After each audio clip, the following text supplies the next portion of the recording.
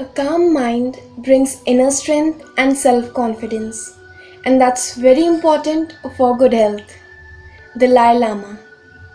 Self confidence ये एक ऐसी चीज़ है जो ना ही सिर्फ हमें हमारी पर्सनैलिटी को एनहांस करने में हेल्प करती है, लेकिन हमें फील गुड करने में भी हेल्प करती है.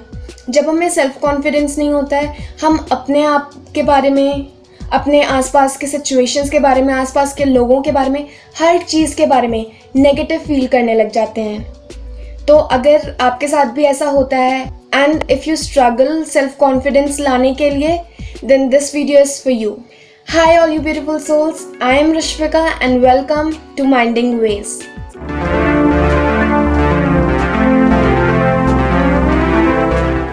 Self-confidence is not a destination, it's a journey.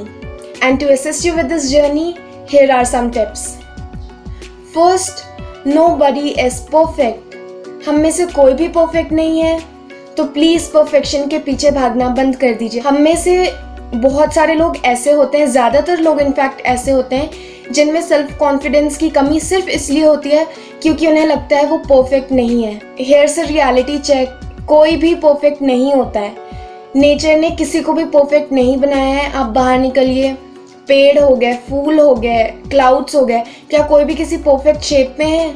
नहीं. अगर पूरी की पूरी ज़िंदगी अगर वाकई में परफेक्ट हो जाए ना, तो सब कुछ बहुत बोरिंग हो जाए. आप बिल्कुल भी परफेक्ट नहीं हो, लेकिन आप जैसा कोई और भी नहीं है. जब आप इस चीज़ को समझ लोगे, आप में अपने आप ही सेल्फ कॉन्फिडेंस आ जाएगा. Second, posture. ये बहुत ज़्यादा इम्पॉर्टेंट है. जैसे कि हम लोग अंदर जैसा फील कर रहे होते हैं, जैसे इमोशंस चल रहे होते हैं, वो हमारे बॉडी लैंग्वेज से रिफ्लेक्ट होता है. ठीक वैसे ही हम लोग इंटेंशनली अपनी जो भी बॉडी लैंग्वेज रखते हैं, उससे हम वैसा फील करने लग जाते हैं. हमेशा ऐसा फील करें कि ऊपर से एक एनर्जी है जो आपको पुल कर रही है. उससे आप अपने आप और ज़्यादा स्ट्रेट बैठोगे. जब चलोगे तो और सीधे चलोगे, आगे को या पीछे को नहीं झुके होगे, और आपकी चिन भी स्लाइटली ऊपर हो जाएगी. ये जितनी भी आपका उस टाइम जो पोस्चर होगा, वो आप में सेल्फ कॉन्फिडेंस अपने आप ही ले आएगा. उसके अलावा एक चीज़ जो जब भी बाहर निकले हमेशा अपने साथ कैरी करें. इनफैक्ट बाहर क्यों, हम तो कहते हैं उठने के बाद से ही अपने पास आप वो चीज़ रखा करिए, वो चीज़ कैरी किया करिए. आपको पता चला क्या है वो? स्माइल. ये बहुत इम्पॉर्टेंट चीज़ होती है और हम लोग सारे इसे नेग्लेक्ट कर देते हैं. अगर आपका मूड खराब है, अगर आप उतने कॉन्फिडेंट नहीं फील कर रहे हो, स्माइल करो और विद इन सेकेंड्स, ट्रस्ट में, आपको अच्छा फील होने लग जाएगा. क्योंकि आपकी बॉडी सिग्नल भेजेगी आपके ब्रेन को कि हाँ, सब कुछ अच्छा है बाहर, अच्छी सिचुएशंस है, इसीलिए हम स्माइल कर रहे हैं. तो आप अपने आप अंदर भी ब्रेन हैप्पी हो जाएगा और आप अच्छा फील करने लग जाओगे. इसलिए smile. Change the perspective about your self. अपने आप के लिए पर्सपेक्टिव चेंज करें. जो चीज़ें आपको लगता है कि आपकी वीकनेस है, उसे आप अपनी स्ट्रेंथ बनाओ. हमें एक टाइम था, हमें लगता था हम सेंसिटिव हैं बहुत ज़्यादा, दैट इज़ माई वीकनेस. लेकिन फिर विद टाइम हमने उस चीज़ पे वर्क किया, उसे समझा, हमारे उस नेचर को, और फिर हमें समझ लगा कि यही तो हमारी स्ट्रेंथ भी है.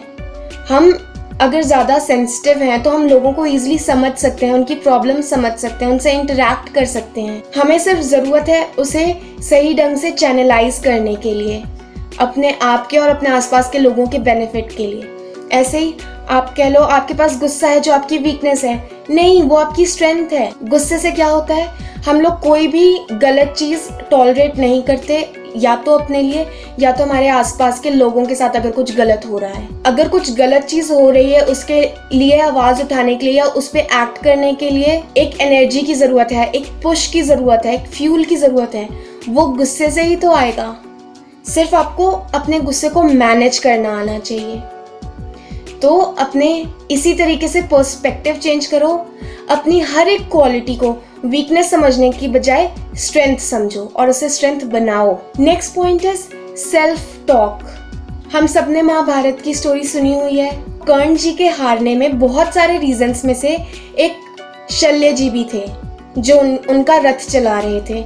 शल्य जी पूरे टाइम डिमीनिंग बातें करते रहे कर्ण जी के साथ, पूरे टाइम उनका कॉन्फिडेंस गिराने वाली उनके साथ बातें करते रहे. तो इसलिए बहुत सारे कारणों में से शल्य जी भी एक कारण बने कर्ण जी के हार का।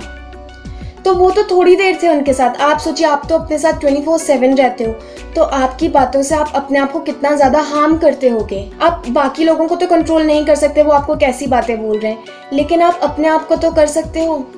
सबसे ज्यादा आप अपने आप को सुनते हो, सबसे ज्यादा आप अपने आप को विश्वास करते हो। तो आप जो चीजें अपने आप को कहोगे, आप वही समझोगे, वही मानोगे और वैसे ही हो जाओगे। तो हमेशा ये ध्यान रखें, आप अपने साथ अपने आप से कैसी बातें कर रहे हैं। हमेशा मोटिवेटिंग बातें ही करें, हमेशा अच्छी बातें ही करें, और फिर देखिए अपने आप सेल्फ कॉन्फिडेंस आएगा। 5th point is don't compare. ये हम लोग सब करते हैं, हमेशा अपने लाइफ को दूसरों की लाइफ से कंपेयर करने लग जाते हैं, स्पेशली जब से ये सोशल साइट्स बहुत ज़्यादा हम लोग यूज़ करने लग गए हैं। आपको हमेशा दूसरे की लाइफ के लिए सिर्फ अच्छी चीज़ें ही दिखती हैं, लेकिन आप ये भूल जाते हो कि उनकी भी अपनी कोई इनसिक्योरिटीज़ होंगी, उनकी भी अपनी कोई प्रॉब्लम्स होंगी।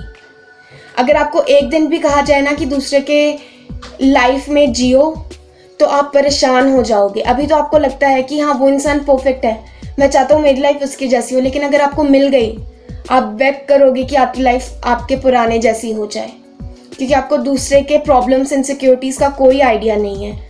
आप सिर्फ थोड़ा सा ही हिस्सा जानते हो।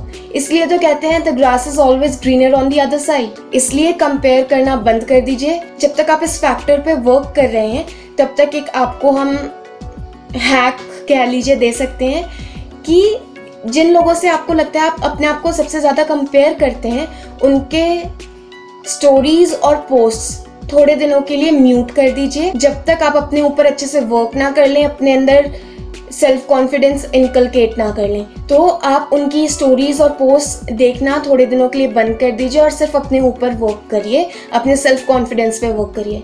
तो जिस दिन आप बिल्कुल भी दूसरों की लाइफ से अपने आप को कंपेयर करना बंद कर देंगे, ये समझ लेंगे कि सब अलग है, सबके लाइफ्स अलग हैं, सबके स्ट्रगल्स अलग हैं, उस दिन आप में सेल्फ कॉन्फिडेंस आना शुरू हो जाएगा।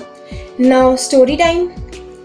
एक बच्चा था, वो जब 9 साल का हुआ उसे स्कारलेट फीवर हो गया, जिसके कारण उसकी आईसाइट कम होनी शुरू हो गई। फिर जब तक वो 13 साल का हुआ, पूरी तरीके से उसकी आईसाइट चली गई, तो वो बिल्कुल भी देख नहीं सकता था। लेकिन फिर भी उसने कराटे सीखा, कराटे में ब्लैक बेल्ट जीती और एक वो रिनाउंड मैजिशियन बना। और मैजिशियन तो बना, उसमें भी वो किस चीज़ में स्पेशलाइज था? कार्ड्स में, कार्ड्स के ट्रिक्स में। एक बार को अगर कोई बचपन से ही नहीं देख सकता है, उसने लाइट कभी देखी ही नहीं है, उसके कॉन्फिडेंस इतना हैम्पर नहीं होगा जितना अगर एक बच्चा है, उस थोड़े टाइम तक तो, कुछ सालों तक तो उसने दुनिया देखी, रोशनी देखी, लेकिन फिर उसकी आईसाइट चली गई। तब आप अंदर से जितना टूटोगे वो हम लोग सोच भी नहीं सकते हैं। लेकिन तब भी उस बच्चे ने इतनी सारी अचीवमेंट्स पाई। आप में से काफ़ी सारे जान ही गए होंगे कि वो कौन है।